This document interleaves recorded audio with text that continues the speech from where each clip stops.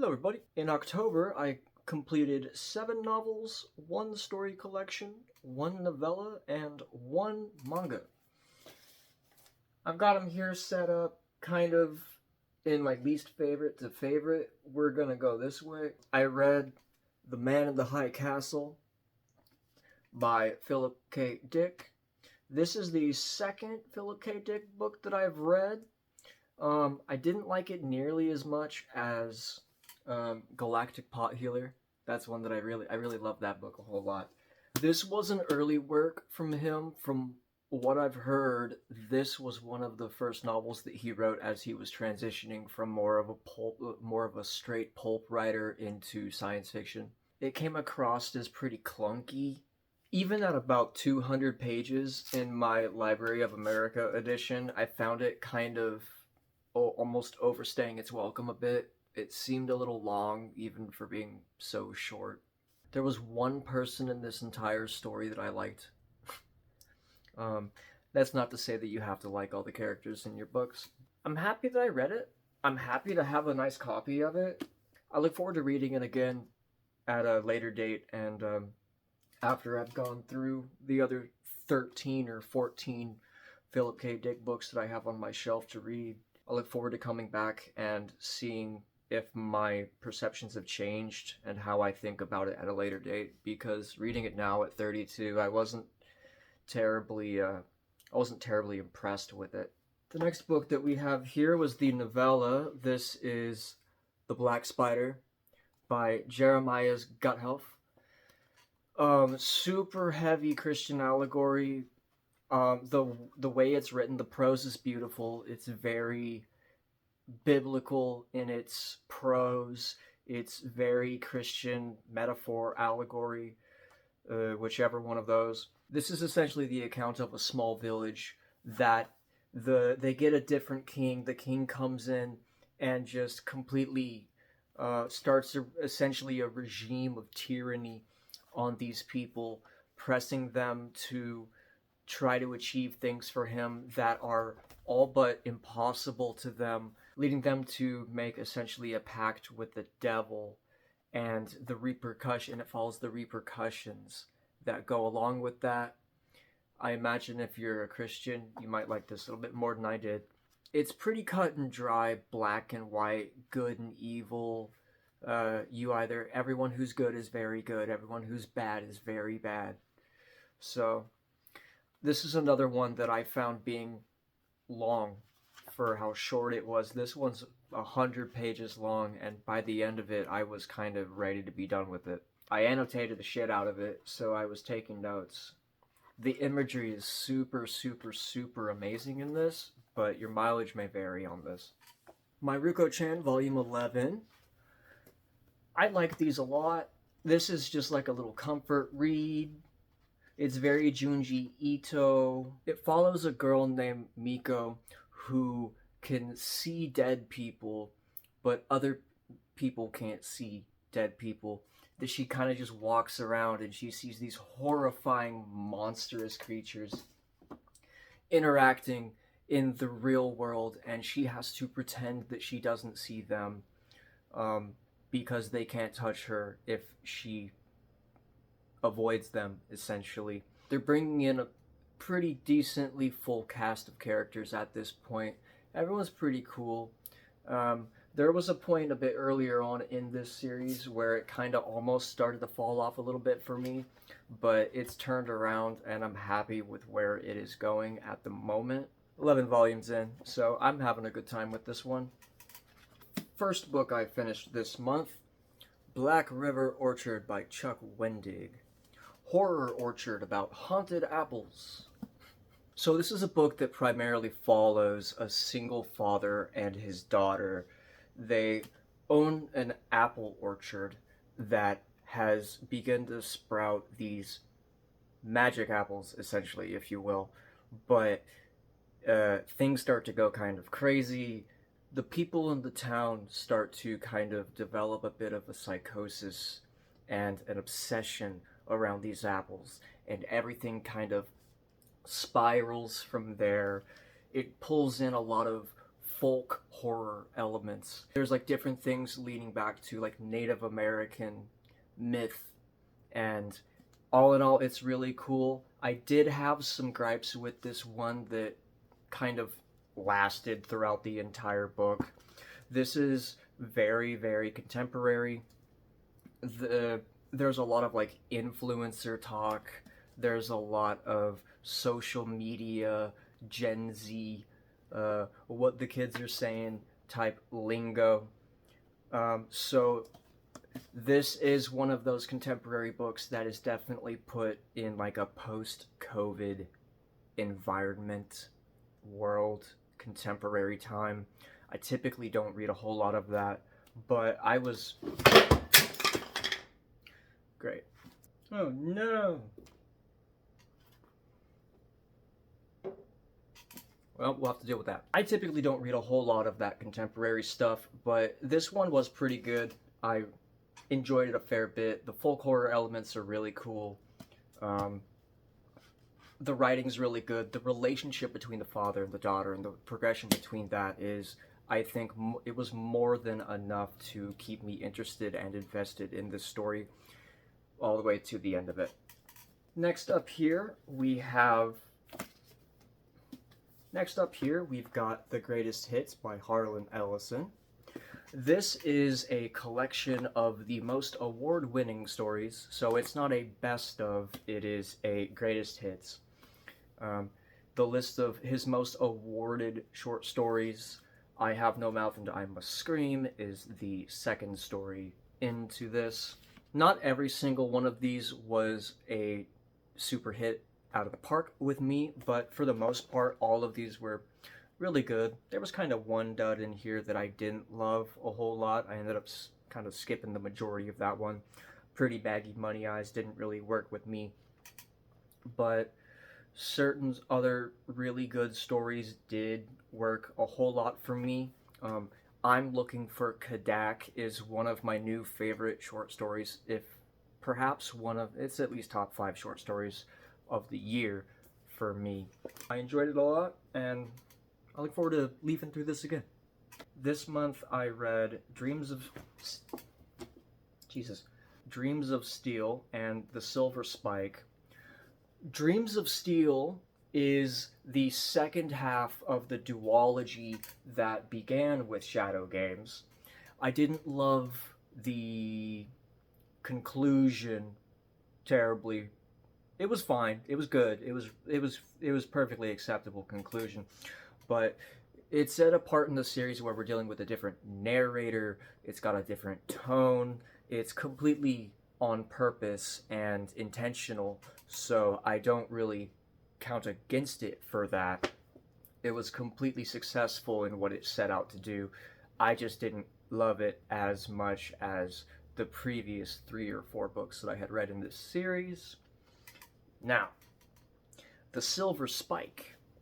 The Silver Spike is it's the last book in this book. That's confusing. It's the last book in this omnibus here, but it actually takes place chronologically in between the events of the end of the last book and the beginning of this book. I'm not entirely sure why they put it in the back instead of in the front, but I'm sure Tor Publishing has a reason for that. The Silver Spike, we are going back to not the same narrator as the first trilogy, but we're going back to a narration from a character who was a side character in the original trilogy.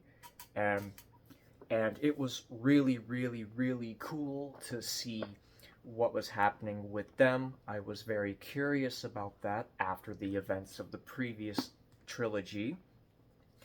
The beasties and the creatures and the overall like twisted horror, kind of like the fucked up stuff, was the coolest in the Silver Spike. I think it was the coolest stuff that we'd seen since the first book, The Black Company. Extraordinary book. I loved it. Absolutely loved it. This could very easily be a 5 out of 5 upon a reread. I think it very well may be. The Memory Police by Yoko Ogawa. This is essentially the best way I can describe this, which I think is how I described it in the previous video, was George Orwell's 1984, but it was written by a Japanese Franz Kafka. Authoritarian dystopian fiction with a surrealism lens on it.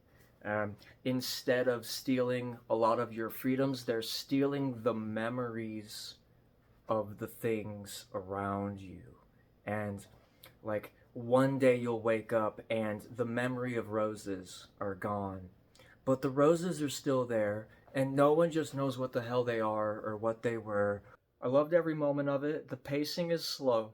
The pacing is slow and thoughtful. For me, this is damn near a perfect novel. Right, let's talk about our favorite person, Leonora Carrington, with the stone door. This is... I'm still confused and a bit rattled from this, I think, and I've read a good 1,000 pages of text since I put this down. The stone door is an omen, an incantation, and an adventure story rolled into one. Built in layers like a puzzle box, it is a tale of two people, of love and of the zodiac, and the Kabbalah, of Transylvania and Mesopotamia converging at the Caucasus, of a mad Hungarian king named Boles Killary, and of a woman's discovery of an initiatory code that leads to a cyclopean obstacle to love, self, and awareness, to the great stone door of Keshk and beyond. There is so much imagery in this that is completely unsettling and not really unnerving, but there's no stable footing in this. Anything and everything can happen. It's crazy. It is a fever dream. It's highly effective, and I need to read this like 5 more times very soon and just immerse myself in this. It has me very curious and very excited to read the other 2 Leonora Carrington books that I have on my shelf, one of which is a nonfiction, it's a memoir of her stay in a mental asylum during World War II, I believe in Spain. Fascinating. And the biggest and last book I read, I was intending to read part 1 of this to kind of cap the end of the month off, before getting into a couple other things, and then I just ended up reading the entire damn thing. Man, what can we say about Blackwater that hasn't really been said already? This is a family history of the Kasky family. Southern Gothic, it's kind of swamp horror, but horror has to kind of be put in quotes on this. On the scale of wet horror to dry horror, or dry horror to wet horror, this is very on the dry side. It's not big blood and guts. There's like there's maybe 2 or 3 scenes throughout the entire 800 pages of this book that really get any true level of like gruesome. This is very much character drama. It's more historical fiction than anything else. The characters are extremely well drawn and believable. Everyone, not everyone is likable, but everyone seems completely human and completely real.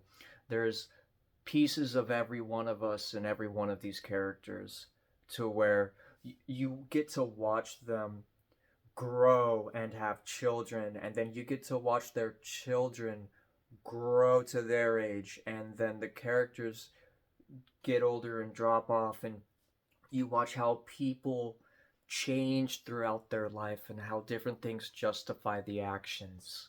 And you get to see redemption arcs, you get to see destruction arcs, you get to see all of the love and the joy and the pain that, and like the fortune and the loss that come with family histories. This was very well painted, and I gave it a 5 out of 5 overall. There's 6 books in this omnibus in the collection. The first one I gave a 3.5 out of 5, but everything else after that I gave at least at the very lowest a 4 out of 5. The first one got 3.5 simply because it's basically just all setup and introduction. Very well done, extremely well executed. The best word that I could use to describe this would be, this is just like a monumental success of an art piece for Michael McDowell. To be able to pull something off like this is a true stroke of art, of competency in the art that he does. It was the very first Michael McDowell that I have read, and I want to move forward. I want to buy more Michael McDowell. He has proved his competence with this. This is very well done. If his other books are about, at least say 80% as competent as this is, he can skyrocket his way into like the best authors on my shelves, I think. Alright, so that was all the books that I read in October of 2025. I very well may have found my book of the year in Blackwater. All in all, this was extremely successful. I'm very happy with what I read, even with the one stinker, quote-unquote, that I read in that early PKD book. The next book in the PKD collection from Library America that I'm going to be getting onto is The Three Stigmata of Palmer Eldritch. I don't know exactly when I'm going to be getting into that, but it will be soon. Very excited about the books that I've got coming up for next month. Alright guys, go ahead and let me know what you're reading down in the comments, and I'll catch you next time.